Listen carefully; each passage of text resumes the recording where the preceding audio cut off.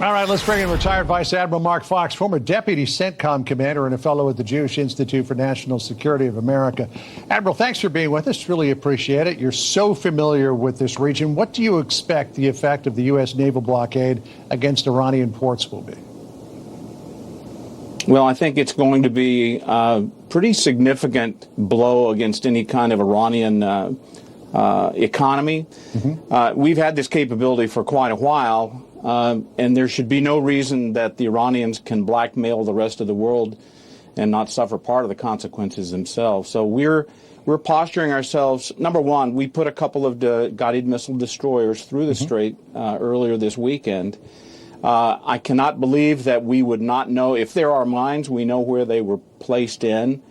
And so these two guided missile destroyers went through the strait without incident. And I think we're posturing ourselves now to enforce the blockade that the president has announced. Yeah, I guess the United States doesn't even really know if Iran mined any area of the Strait of Hormuz.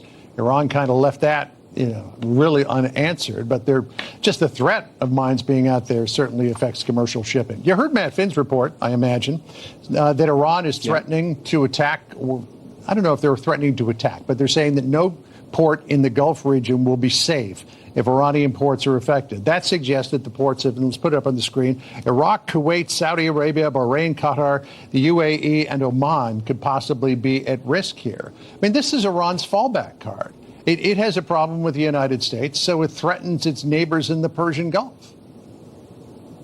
They've already struck their neighbors. Yeah. And that's one of the things that's created the coming together of the regional partners there to say they're in a neighborhood right now where they're coming together to be able to forestall and protect themselves against this rogue regime. I would say also that freedom of navigation and the ability to move goods and services around the globe is a key American tenet. We have always signed up to that. We've got the strongest Navy in the world. We are committed to that, and I think that's something that's important for us to continue to enforce. In this case, we also have the ability to stop Iranian economy, stop the Iranian economy by blockading their ports.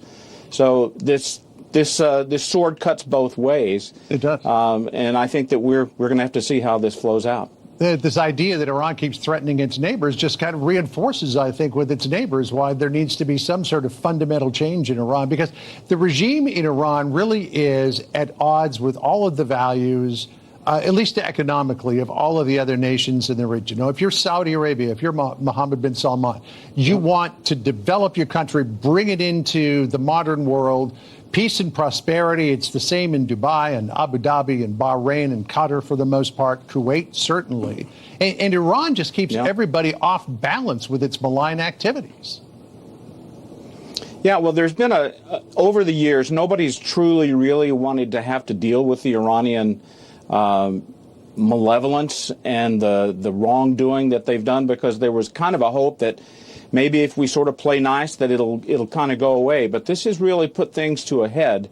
The Iranians are not rational by our standards. And so the only thing I think that they're going to understand is the collapse of their economy if they are incapable of exporting their oil. And here's the other thing, is that they really see themselves as being very skilled negotiators, probably because they strung the Obama administration along for 2 years in writing up this JCPOA, which, by the way, in 4 years would have come off and Iran would have been free to do whatever the heck they wanted on a nuclear basis. But now they're dealing with the president who's saying, you're going to close the Strait of Hormuz? No, you're not going to close the Strait of Hormuz, because I'm going to close the Strait of Hormuz to Iranian ports and any ships going in and out of there. Meantime, everybody else can go through. I mean, they're not used to dealing with somebody like President Trump. You're exactly right. The Iranians have been at war with us for 47 years, since the revolution. They took our embassy. They sponsored the people who blew up the Marine barracks in Lebanon. You can go right down Khobar Towers. Yep. You can just go down this long list, and we never truly did anything in response. We pulled our Marines out of Lebanon. We didn't do anything, really, except try to rescue our hostages back in 1980.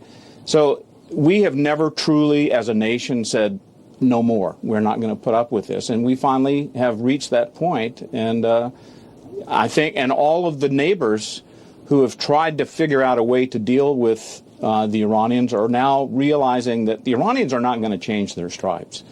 And so they're going to have to be dealt with now. If not now, when? Yeah, exactly. Well, we'll see how this goes. We're just in the first few hours of this blockade. Iran so far has withheld any kind of response. We'll see if they continue to do that. Admiral, great to catch up with you. Thanks for spending time with us. Appreciate it. Thanks for sharing time with me. Thank you. All right. Sandra?